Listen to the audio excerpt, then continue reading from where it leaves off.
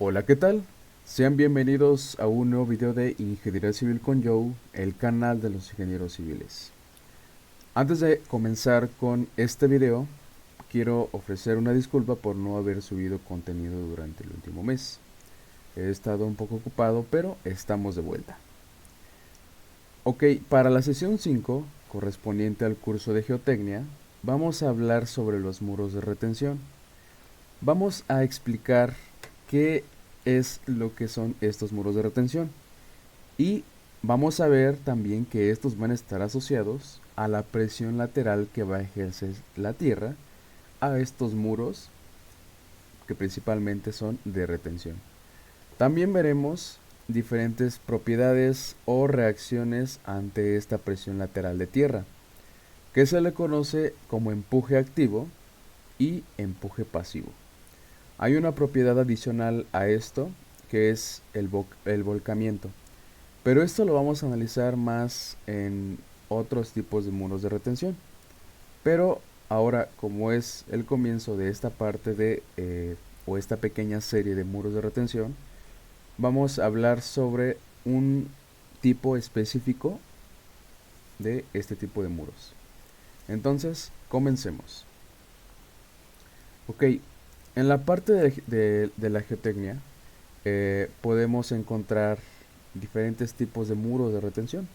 Podemos encontrar muros a gravedad, como el que se muestra en la imagen, muros hincados, muros de gravedad armado y muros de contención anclados. Para esta ocasión vamos a analizar la parte de los muros eh, que van a tener secciones rectangulares, ya sean como se muestra en el muro hincado o en el anclado. La parte de los muros de gravedad o los muros de gravedad armados los vamos a analizar en una siguiente serie, que va a ser la parte de el análisis no solo de el empuje activo y el empuje pasivo, sino también vamos a analizar cómo es o cómo podemos evitar el volcamiento en un muro de este tipo. Entonces, de momento, solamente vamos a hablar sobre los muros que tengan la sección rectangular. Pasando ya un poquito más a la parte teórica de lo que viene siendo este tema, vamos a encontrar que para este tipo de muros, que son muros de retención de secciones rectangulares, vamos a tener diferentes datos que van a ser de vital importancia para poder resolver nuestros problemas. Y recordemos que pues en este curso, y no solo en este curso, sino en los cursos que hemos sacado y los que sacaremos posteriormente, lo que queremos es de alguna manera simplificarles un poquito más lo que vemos en la parte escolar para que les sea mucho más sencillo resolver este tipo de problemas, porque realmente solo es eso, saber explicar este tipo de temas para que pues eh, exista esa pasión por la resolución de problemas. Entonces, eh, ya como parte de los puntos interesantes y puntos importantes de lo que son los muros de retención, tendremos como primer parte lo que viene siendo la altura de mi muro. Esta también la vamos a asociar como Z. Si recordamos en los videos anteriores, cuando estuvimos viendo la parte de lo que son la cimentación, ya sea que tengamos zapatas, correas perimetrales, etcétera, tendríamos o estamos manejando una Z. Esta Z también la vamos a conservar, pero en términos generales, a la altura se le denota como H mayúscula. Otra cosa importante es si supongamos nosotros que esta parte de aquí es la parte de pues la Tierra, ¿no? Entonces, si todo esto de aquí es la Tierra, digamos cualquier tipo de muestra que tengamos, estamos de acuerdo que también puede estar sujeta a tener una sobrecarga. Y esa sobrecarga la vamos a denotar con la letra Q. Y pues vamos a tener esta Q en diferentes tipos de unidades. un poquito más adelante vamos a ver cómo podemos incluir esta parte de la sobrecarga en la presión lateral de tierras. Otra cosa importante es si tenemos una muestra de suelo y esta va a ser la que va a ejercer este tipo de empuje, vamos a tener que considerar el peso específico de la muestra. Entonces, otro factor importante en la parte de la muestra es el ángulo de fricción y la cohesión de este material. Y ya finalizando, si hay inclusión, o en este caso si se incluye la parte de agua, que en este caso vamos a denotarlas con este símbolo, que es como un tipo triángulo invertido, con dos rayitas arriba, y las siglas que vamos a utilizar es NAF, que significa nivel de aguas freáticas. Esto es lo que significa el NAF.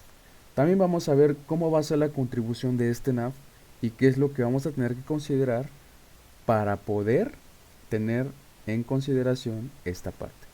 Además, si tenemos NAF, vamos a tener que considerar un peso específico saturado. ¿Por qué?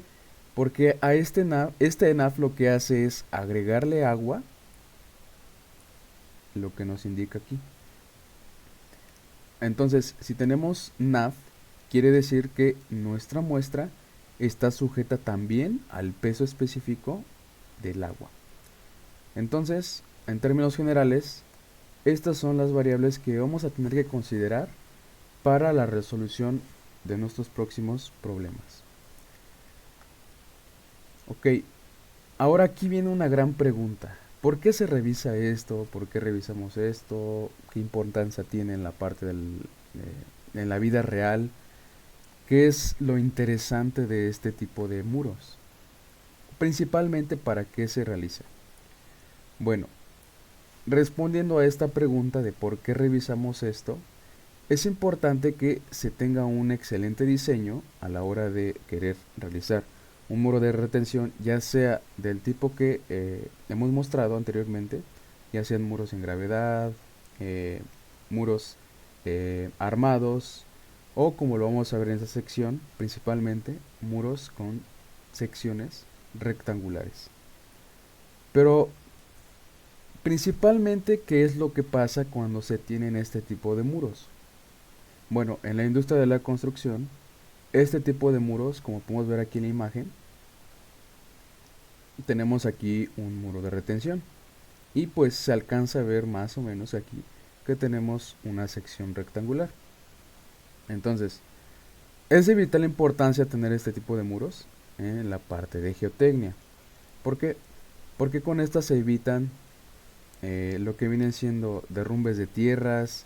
Si se dan cuenta aquí, pues aparte de que tenemos nosotros lo que viene siendo toda esta parte de aquí que es la tierra, arriba estamos considerando también la parte de construcciones.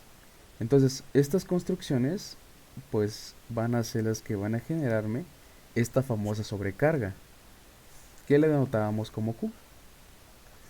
Entonces, pues obviamente todo esto que está aquí adentro va a ser mi peso específico de la muestra. Entonces, hay tres puntos importantes o tres cosas esenciales que son o que se deben de realizar y sobre todo revisar. ¿Y cuáles son estas cosas que se deben de revisar? Bueno, las tres cosas que se deben de realizar es el empuje de reposo, que esto es principalmente que el empuje no voltee mi estructura. Entonces, este empuje de reposo es el que vamos a analizar en la siguiente unidad, que era lo que les comentaba, para que no se voltee mi muro. ¿Qué es lo que tengo que revisar para que mi muro no se voltee? Veremos también que esto se va a asemejar un poco a la parte de los momentos. Vamos a incluir esa parte de momentos, pero eso lo veremos más adelante. Ahora la otra es el empuje activo.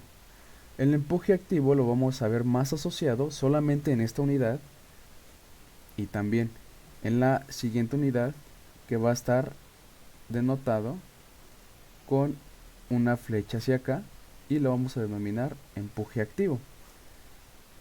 Cuando menciono que solamente en esta unidad vamos a manejar un empuje que va a ser diferente a en este caso a la siguiente unidad, va a ser que este va a ser el empuje pasivo. Solamente para esta unidad vamos a tomar en cuenta el empuje pasivo de este modo. Ya veremos más adelante la diferencia que va a radicar en cómo vamos a tomar en cuenta el empuje pasivo. Pero de momento el empuje activo va a ser igual tanto para esta parte como para la siguiente parte. Entonces, regresando a lo que teníamos aquí, estas tres cosas son esenciales revisarlas a la hora de diseñar lo que viene siendo mi muro de retención.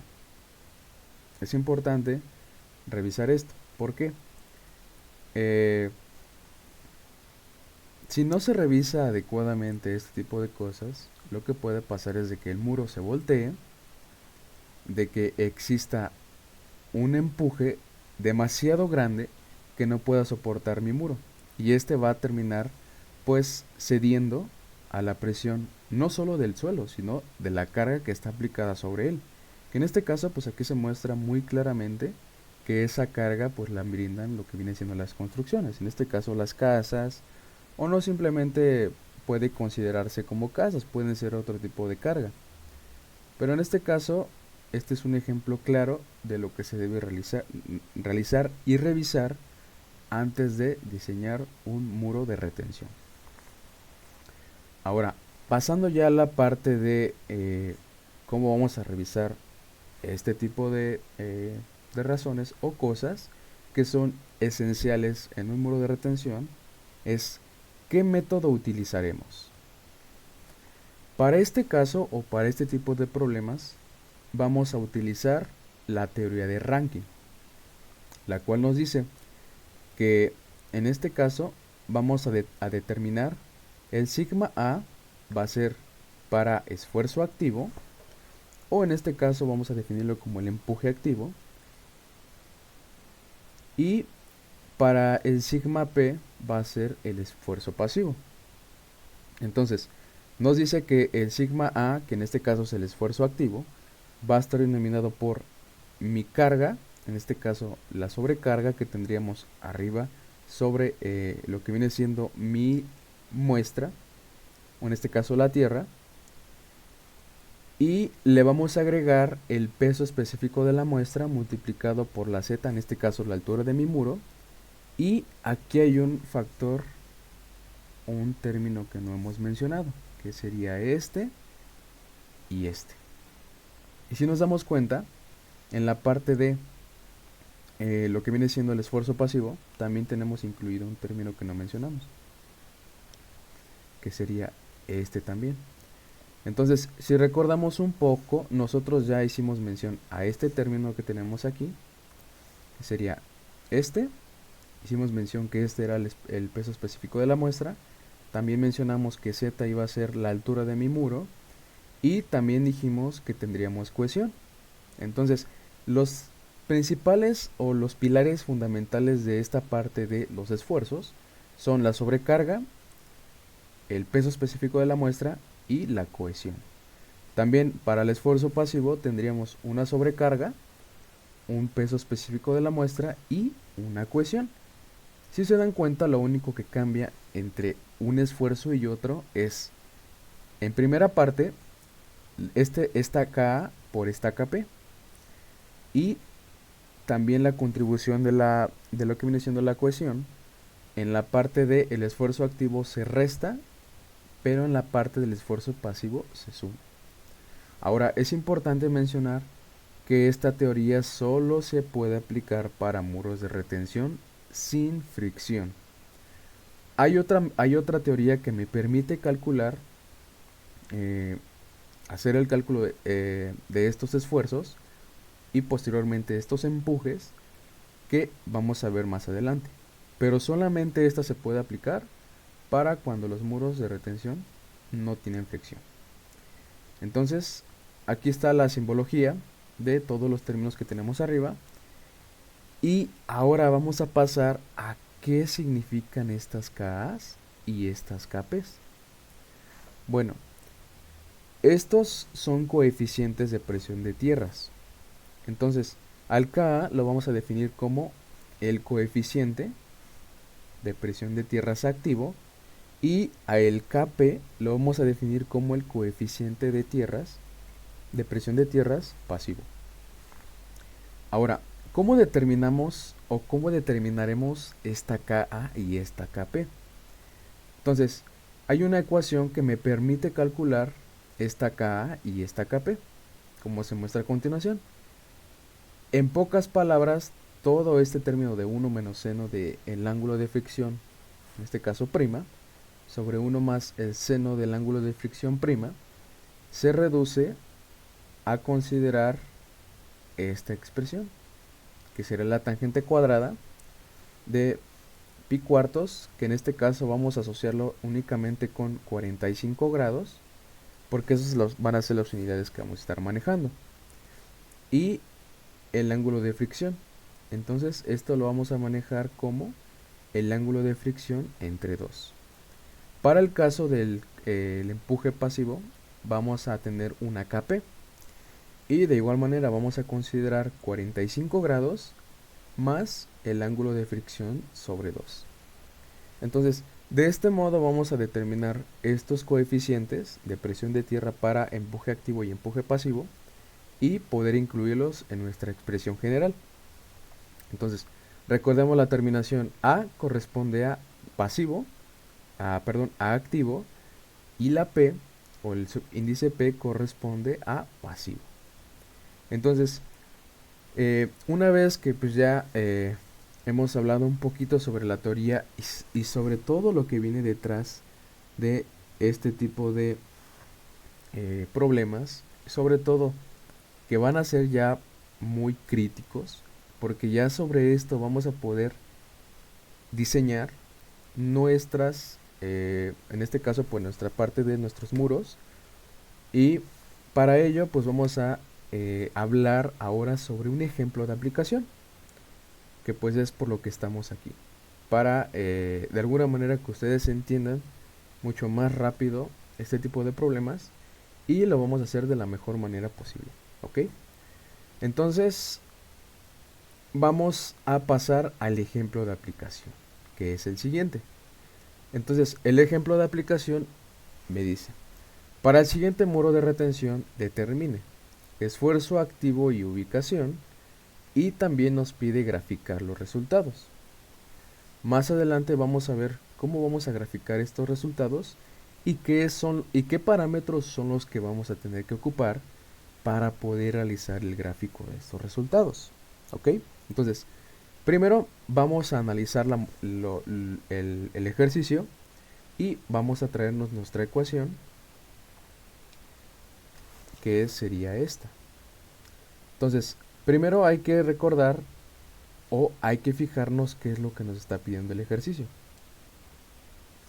Entonces, nos dice que determinemos el esfuerzo activo. Entonces, la única que va a estar asociada al empuje pasivo es el esfuerzo activo. Entonces, vamos a darnos esta expresión y vamos a ir analizando qué es lo que tenemos y qué es lo que no tenemos, para ver si hay un término que se nos pueda simplificar. Entonces, copiamos aquí tamaño considerable y vamos a analizar qué es lo que tenemos y qué es lo que no tenemos para simplificar nuestra ecuación. Entonces, como tal, pues nosotros tenemos una altura del muro, que esta pues siempre tiene que estar. También tenemos una gamma m, que en este caso es el peso específico de la muestra, y el Ka pues lo podemos nosotros determinar. Entonces los Ka pues todos los vamos a poner, porque eso sí los podemos determinar. Ahora, pasando a la parte de abajo, ustedes pueden observar que aquí tenemos un NAF. Vamos a ver cómo vamos a tomar en cuenta esta contribución de las aguas freáticas para la parte que corresponde o lo que está debajo de este nav, que en este caso ya tenemos aquí un peso específico saturado.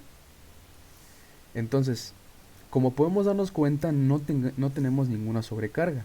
Entonces, vamos a eliminar todo este término, porque la sobrecarga vale 0. Ahora, vamos a ver si tenemos cohesión. Entonces, en la parte de arriba del gamma m y del phi 1 no tenemos cohesión. Por lo tanto, podemos decir que todo este término también se hace 0. ¿Ok? Entonces, haciendo el análisis correspondiente de lo que tenemos en el problema, nosotros podemos ver que se simplificó nuestra expresión. Entonces, nuestra expresión pasó de tener 3 términos a únicamente uno, que sería la contribución de el peso específico de la muestra. ¿Qué quiere decir esto? Que solamente lo que va a estar aquí presente, pues va a ser la presión que va a generar la Tierra. Entonces, solamente vamos a tomar en cuenta esa contribución. No tenemos sobrecarga y tampoco cohesión. Entonces, ya que definimos los términos que vamos a utilizar para nuestro esfuerzo activo, vamos a pasar a la siguiente parte. Vamos a determinar, entonces vamos a ponerlo por pasos como siempre lo hemos estado haciendo. El primer paso es verificar qué términos se hacen 0. Ya lo hicimos. Vimos que nuestra carga o sobrecarga es equivalente a 0, al igual que nuestro valor de la cohesión. Por lo tanto, lo único que sobrevive es esta parte de la ecuación. Ahora, vamos a ver un segundo paso. En este segundo paso lo que vamos a hacer es calcular nuestro coeficiente de presión de tierras activo y nuestro coeficiente de presión de tierras pasivo. Para ello vamos a ocupar nuestra ecuación que tenemos arriba. Si recordamos, era Ka igual a tangente cuadrada de 45 grados, vamos a revisar, menos el ángulo de fricción entre 2. Y Kp iba a ser igual a la tangente cuadrada de 45 grados más el ángulo de fricción entre 2.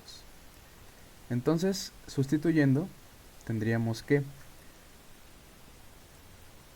ojo, hay que considerar, calcular lo que nos piden. Entonces, yo esta expresión la anoté aquí porque son los pasos que tenemos que seguir para cualquier problema. Pero si en este problema no nos piden el esfuerzo pasivo, vamos a omitir el cálculo del Kp, que en este caso es el coeficiente de presión de tierras, pasivo. Entonces, yo solamente la anoté para tener noción de lo que tenemos que calcular y no se nos olvide calcular este coeficiente. Entonces, en este problema vamos a hacer caso omiso a este término. Solamente nos vamos a enfocar en el coeficiente activo. ¿Qué podemos ver en nuestro problema? Nos dan dos ángulos diferentes. ¿Por qué? Porque aquí está en presencia el nav. Entonces, por consecuencia, vamos a tener un ángulo diferente. Entonces, el ángulo 1 vendría siendo 30 grados. Y el ángulo 2, perdón, es phi 1, 30 grados. Y phi 2 es 18 grados. ¿Qué quiere decir esto? Que tenemos que calcular 2Ka. Entonces, vamos a tener un Ka1 que va a ser igual a la tangente cuadrada de 45 grados menos. ¿Cuánto vale phi 1? Vale 30. Entre 2 nos da 15. Entonces, el resultado de esta operación nos dice que Ka para 30 grados vale 0.333. Y el Ka para el ángulo 2 sería igual a la tangente cuadrada de 45 grados menos 9 grados, y esto nos da 0.528. Ojo, los valores tienen que ser adimensionales. ¿Por qué? Porque son coeficientes. Entonces, esto no van a afectar en cuanto a unidades a nuestras expresiones que tengamos. Ahora, este es el segundo paso. Ahora, ¿cuál es el tercer paso? El tercer paso ya es realizar el cálculo de los esfuerzos activos. Entonces, si nos damos cuenta, nuestra fórmula de esfuerzo activo se nos redujo únicamente a el peso específico de la muestra por la altura del muro y por el coeficiente de presión de tierras, en este caso para esfuerzo activo. Entonces lo que vamos a hacer es calcular diferentes valores de esfuerzos conforme vayamos avanzando, es decir, vamos a comenzar a calcular cuánto vale el esfuerzo activo estando aquí arriba. Después lo vamos a calcular cuando estemos aquí abajo y tendremos que calcular otro esfuerzo. ¿Por qué? Porque va a haber un cambio no solo de peso específico, vamos a tener un cambio de ángulo. Entonces es muy importante que en este límite tengamos dos resultados diferentes para esfuerzo activo, y además vamos a calcular un nuevo esfuerzo activo, pero ahora cuando estemos aquí abajo. Yo hago alusión a estas personitas o estos muñequitos para que no nos perdamos, pero es importante siempre que tengan un NAF, un nivel de aguas freáticas, calculen el esfuerzo activo con el con el peso específico de la muestra de arriba y con el ángulo de fricción de arriba, y además incluyan el peso específico de la muestra, pero ahora con el ángulo de fricción de abajo. Ya ahorita lo vamos a ver cómo lo vamos a calcular, pero vamos a encontrar 4 valores diferentes de esfuerzos, ¿ok? Entonces, vamos a calcular el esfuerzo activo vamos a considerar diferentes zetas.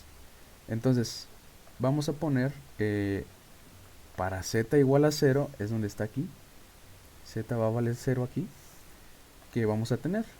Entonces, el esfuerzo activo en z igual a 0, ¿a qué va a ser igual? Bueno, tenemos nuestro peso específico de la muestra, que en este caso sería 18.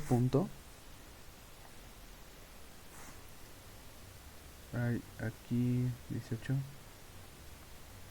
18.26 kilonewton sobre metro cúbico multiplicado por z. En este caso z, ¿cuánto vale? Pues z vale 0. Y pues vamos a poner que es el K1 porque el ángulo de fricción que le corresponde a la primera parte es el 1. Por lo tanto, el K1 vale 0.333. Entonces, ¿qué es lo que sucede aquí? Que como yo no estoy como tal parado muy en el fondo, o es decir, sobre la tierra, yo no voy a causar ninguna reacción en el muro de retención. Por lo tanto, el esfuerzo activo cuando z vale 0 es simplemente 0. Ahora, vamos a tomar en cuenta cuando este ya lo calculamos. Ahora vamos a pasar cuando estamos aquí. ¿Y cuánto vale mi z ahora? Bueno, mi z ahora vale 2. Es decir, 2 metros. Estoy justo en el límite de aquí que mencionamos al principio. Entonces, ahora yo me encuentro justo en este límite. Entonces, me voy a mi cálculo. ¿Y qué es lo que voy a poner? Bueno, ahora voy a hacer un cálculo cuando z vale 2 metros. Vamos a poner metros aquí. Entonces, el esfuerzo activo en A. El esfuerzo activo cuando z vale 2 metros. ¿A qué es igual? Bueno, tenemos 18.26 kilonewton sobre metro cúbico.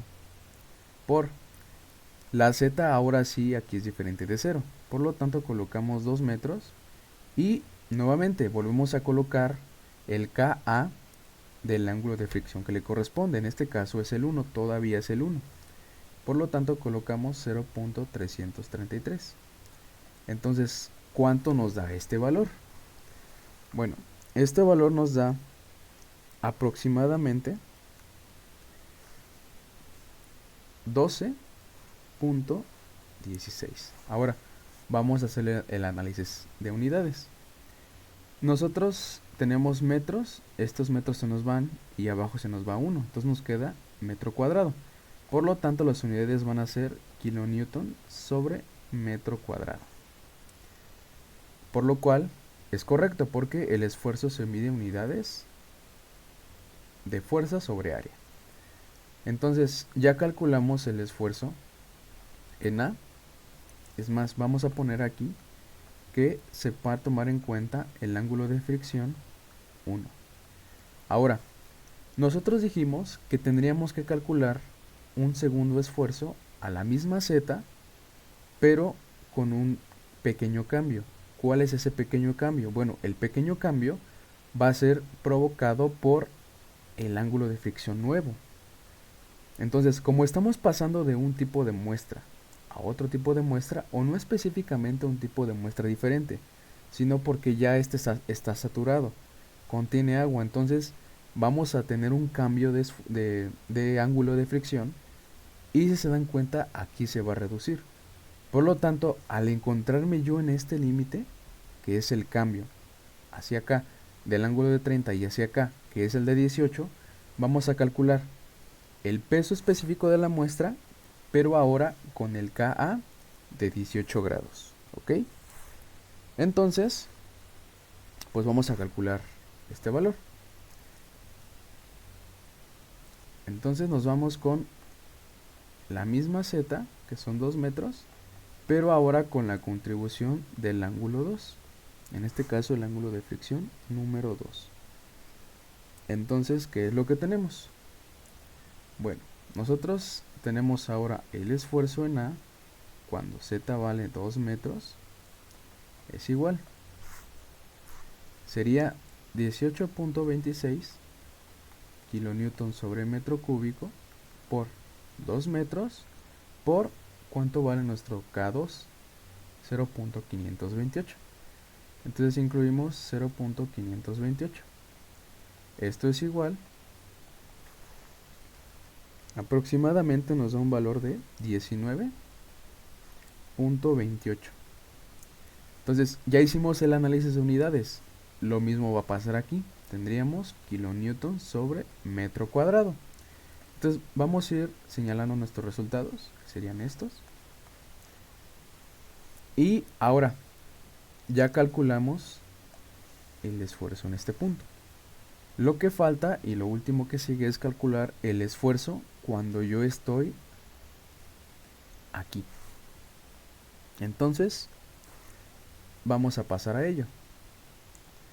Ahora, entonces, lo que vamos a hacer es calcular cuánto vale mi z. 4 metros. Es lo que yo tengo que ahora recorrer para llegar al fondo o a la terminación donde está mi muro de retención. Entonces vamos a colocar que va a ser el esfuerzo activo cuando z vale 4 metros y esto va a ser. Ahora, ahí viene lo importante. Como nosotros ya pasamos del límite, que sería este de aquí o esta línea del NAF, estamos teniendo presencia de un peso específico saturado. Pero nosotros no tenemos que calcular el esfuerzo activo con el peso específico saturado. Tenemos que quitarle el peso específico del agua. Es decir, un caso especial es este. ¿Por qué? Ahora, nuestra fórmula de esfuerzo activo, incluso vamos a poner, cuando hay NAF,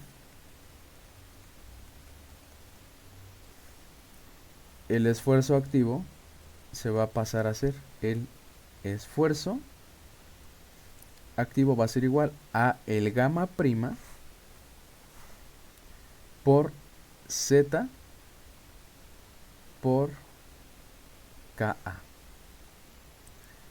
Ahora, ¿cuál es este gamma prima?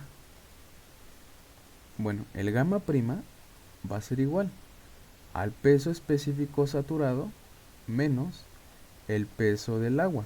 Vamos a notarlo como W para tener sigla, vamos a anotar como sigla en inglés, que va a ser Y saturada menos el gamma del water, que sería el peso específico del agua.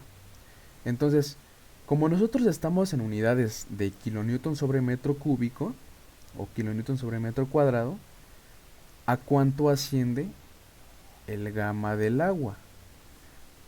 Aproximadamente es 9.8, vamos a dejarlo como 9.81 kilonewton sobre metro cúbico. Entonces, este valor de gamma del agua es el que vamos a considerar para calcular esta gamma prima, que sería el saturado menos el del agua. Entonces, vamos a calcular por separado cuánto vale este gamma prima. Entonces, nosotros tenemos que el saturado tiene un valor de 13.23. Entonces, tenemos 13.23 menos, ojo, también estamos hablando que este peso específico saturado está en unidades de kilonewton sobre metro cúbico. Es importante que verifiquen que las unidades sean las mismas. Entonces vamos a restarle el 9.81 y vamos a factorizar estas unidades dejando el kilonewton sobre metro cúbico fuera. Entonces, ¿cuánto es este valor? 13.23 menos 9.81 aproximadamente nos da un valor de 3.42 kilonewton sobre metro cúbico. Entonces, ahora este valor de 3.42 va a ser el que voy a tomar aquí y poder sacar mi esfuerzo. Entonces, vamos a colocar lo que viene siendo el peso, el gamma prima, que es 3.42 kilonewton sobre metro cúbico multiplicado por la Z, que son 4 metros, y aquí pues ya sería forzosamente el ángulo de fricción 2, que en este caso es la contribución del coeficiente de presión de tierras activo para un phi de 18 grados. Entonces nosotros tenemos que este valor es el mismo que usamos anteriormente, que sería 0.528. Entonces, ¿esto a qué es igual? Entonces, tenemos 3.42 por 4, que es la Z, y el valor de K, 0.528. Este nos da un valor aproximadamente de 7.22. Serían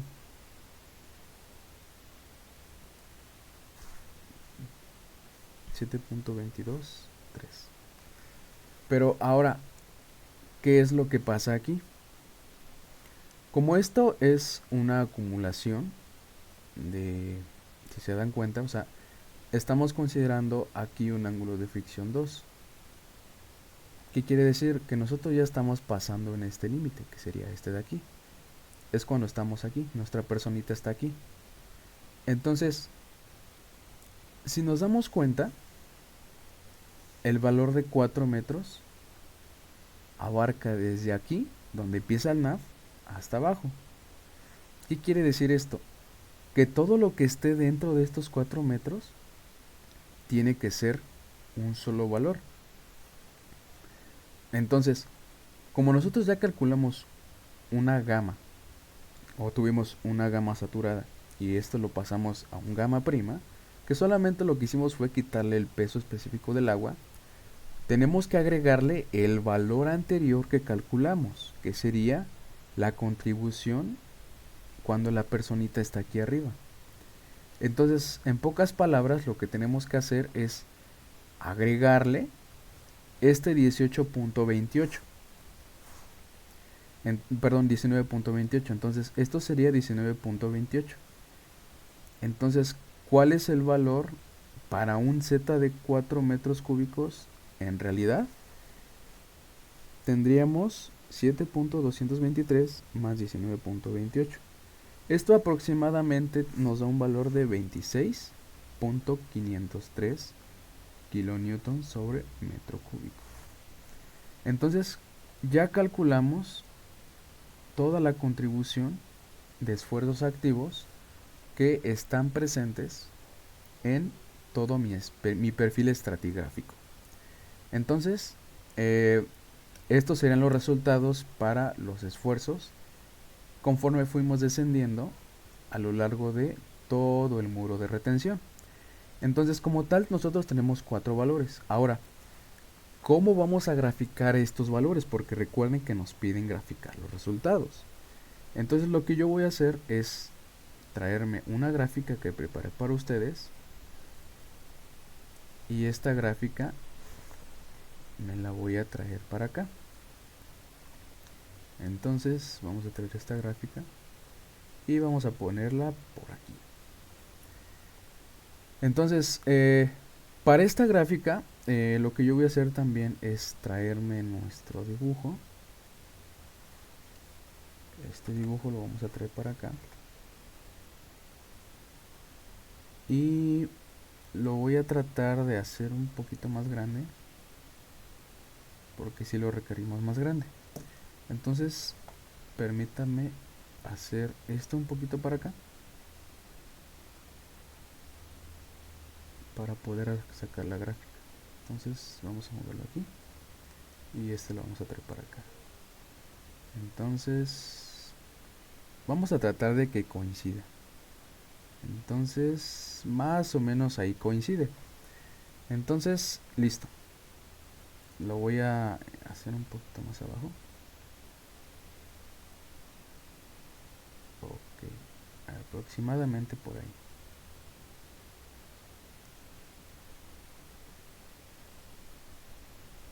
Entonces haciéndolo un poquito más pequeño. Listo. Entonces ahora lo que vamos a hacer es graficar estos resultados. Entonces lo que yo voy a hacer, o lo primero que voy a hacer es tratar de dibujar en mi gráfica.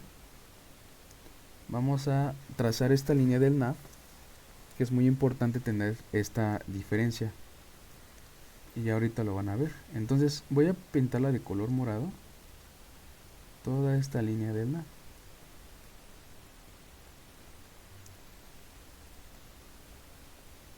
Entonces ahorita les voy a explicar qué significa cada una de estas barritas o estos espacios. Bueno, en esta primera parte de la gráfica, digamos, o si lo vemos desde un eje Y positivo y esto lo vemos como un eje X positivo, aquí vamos a tener los esfuerzos activos en kilopascales. Vamos a verificar si nosotros tenemos kilopascales. Perdón, aquí son metros cuadrados, porque ya son unidades de esfuerzo. Entonces, kilonewton, este término de aquí son pascales. Entonces quiere decir que nuestros resultados sí están en términos de kilopascales. Solamente tenemos que darnos cuenta que esto coincida, y si no coincide con esto, simplemente hay que poner las unidades en las que están nuestros resultados. Pero para este caso, pues nuestros resultados están en función o están en unidades de kilopascales. Ahora, la siguiente columna que estamos considerando en la gráfica es una pequeña u. Esta pequeña u va a corresponder a la parte de los esfuerzos que van a presentar, o en este caso, el esfuerzo que va a presentar el agua. Y en esta parte de acá estamos considerando esfuerzos totales, que en este caso sería la suma de los esfuerzos que tenemos, tanto esfuerzos activos y como los de la contribución del agua. Entonces, esto es lo que tenemos que graficar. Ahora, pasando a la siguiente parte, que vendría siendo el gráfico de lo que viene siendo nuestros resultados. Pero yo creo que esto lo voy a dejar para un siguiente video, para que no esté tan largo este video. Entonces voy a realizar otro video donde voy a explicar paso a paso cómo se hace el gráfico de estos resultados en la gráfica que les acabo de mostrar. De momento ha sido todo de mi parte. Cualquier duda, comentario o sugerencia, no duden en dejarlo en la caja de los comentarios. Denle like, suscríbanse y compártalo con sus amigos. De mi parte es todo. Muchas gracias por su atención.